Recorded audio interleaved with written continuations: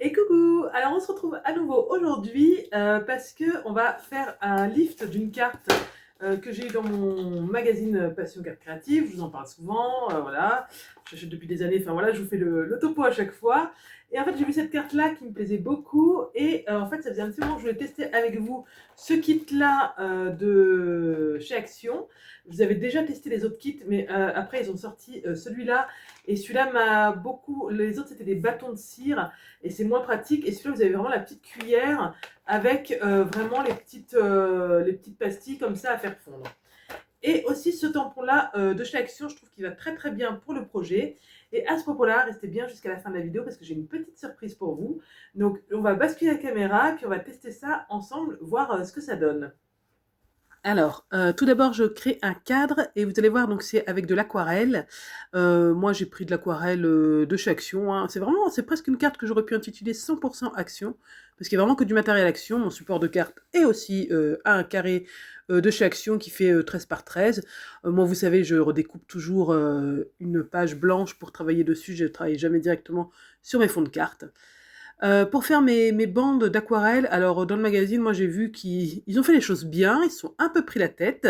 Moi je fais quelque chose de beaucoup plus simple, c'est-à-dire que eux ils avaient coupé un gabarit dans le rhodoïde.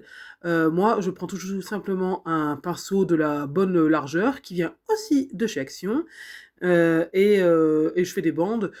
Si elles sont pas très droites, pas très régulières, c'est pas grave. C'est de l'aquarelle. L'aquarelle, c'est pas fait pour être hyper précis, hein. Donc au contraire, même ça donne quelque chose, franchement. Et en plus, c'était plutôt droit et plutôt régulier. Donc voilà, je me suis pas du tout cassé la tête à faire un gabarit. J'ai fait comme ça et c'était très bien. Et voilà, avec le washi, bah, ça permet quand même que ça s'arrête bien net au même endroit. Et ça, pour le coup, c'était pas mal. En plus, sans calculer, j'ai fait une suite, donc j'ai pris 3 couleurs, orange, jaune et vert clair. Alors le vert était tellement clair que franchement, il ressortait un petit peu jaune. Mais c'est pas plus mal, hein. Moi, ça allait, c'est sûr que ça allait bien. Et ça fait vraiment une suite, tout tombait bien, l'espacement est assez régulier, donc c'est plutôt pas mal. Donc le washi, avant, je le colle toujours sur mes vêtements pour pas qu'il accroche trop à la page et qu'il arrache pas toute la page au moment où je l'enlève. Et vient le temps ensuite, donc je fais toujours bien sécher, bien sûr, mon petit papier.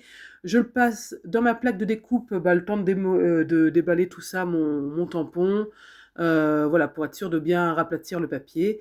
Alors ce tampon, je le teste quand même une fois parce que là, la difficulté, c'est un tampon bois. Donc je ne vais pas pouvoir me servir de plaque à tamponner. Donc, c'est-à-dire que je ne pourrai pas venir tamponner une deuxième fois dessus si jamais il est mal tamponné. Et en plus, je m'en suis jamais servi. Alors j'ai testé une fois pour voir un petit peu ce que ça donnait. J'ai été agréablement surprise parce qu'il est très très fin, vraiment très très joli. Par contre, j'ai été surprise, c'est surtout en peignant que je me suis rendu compte de ça. C'est que en fait, le tampon, quand on l'achète, il y a la photo dessus, enfin le dessin dessus, et d'ailleurs, il est très très bien peint. J'ai repeint la même chose, hein, je me suis pas cassé la tête, j'ai refait la même chose parce que c'était très joli. Et il y a des ombrages en fait. Vous voyez, il y a des dégradés sur les fleurs, des dégradés partout. Et eux, en fait, tous ces dégradés-là, ils en ont fait un trait noir. C'est-à-dire qu'il y a beaucoup plus de traits noirs sur mon tampon, une fois que je l'ai tamponné, que sur le motif qui est dessiné sur le bois du tampon. Voilà, je ne sais pas si je suis très claire. Et ça, vraiment, je m'en suis rendu compte qu'à la colorisation, parce que sinon ça ne se voyait pas. C'est-à-dire que comme j'ai voulu faire exactement la même colorisation, je me suis rendu compte que les zones étaient vraiment symbolisées par un trait noir, les zones d'ombrage. Donc je ne sais pas si c'est un plus ou un moins, ce qui fait qu'on a plus de traits noirs. Des fois c'est un peu difficile de s'y retrouver d'ailleurs. Alors je pense que ça peut aider si on a du mal à faire un petit peu des dégradés, des ombrages. Voilà, c'est simplement une remarque. Je ne dis pas que c'est un plus ou un moins, hein, c'est simplement une remarque. Donc je l'ai peint à l'aquarelle. J'ai hésité à le faire au feutre à alcool pour qu'il ressorte encore plus. La petite particularité de cette carte, c'est qu'en plus c'est peint directement sur les bandes que moi-même j'ai peintes en amont, hein. C'est-à-dire que c'est peint par-dessus. Alors c'est ce qu'ils faisaient dans le magazine. Et j'étais très sceptique. Je me suis dit, on va voir les bandes de par-dessous. Et pas du tout. Et franchement, je pense pas que j'aurais essayé parce que pour moi, j'étais persuadée que ça se serait vu. Et pas du tout. Mais du coup, j'ai trouvé que pour un tampon comme ça, qui est hyper compliqué à détourer, parce que moi, ma méthode traditionnelle, sinon, ça aurait été de le tamponner sur une autre feuille et de le coller ensuite par-dessus. Et ben pour un tampon comme ça qui est difficile à détourer, et ben en fait non, bah vous voyez, je l'ai simplement tamponné par-dessus mon fond et en colorisant, ça recouvre le fond et c'est parfait. Si le fond est forcément assez clair, donc si vous faites les bandes, faites-les assez claires. Voilà, mon petit kit de cire, et ben écoutez, j'en suis ravie, il fonctionne très bien.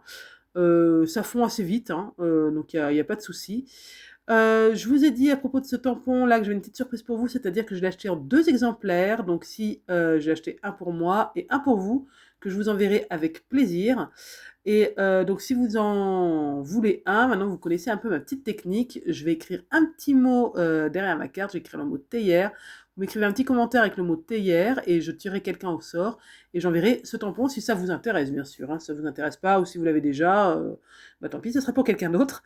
Hein. Mais voilà, donc ce sera avec plaisir que je vous enverrai ça. Je vous laisse la semaine pour écrire votre petit commentaire et bah, je vous écrirai, je tirerai au sort et puis j'enverrai directement un message à la personne bah, pour qu'elle m'envoie, comme d'habitude, un petit mail avec son adresse pour que je puisse bah, lui envoyer ça. Bah, c'est comme par exemple pour mon concours des 4000 abonnés, franchement, j'ai contacté toutes celles qui ont gagné et j'ai pas eu de réponse.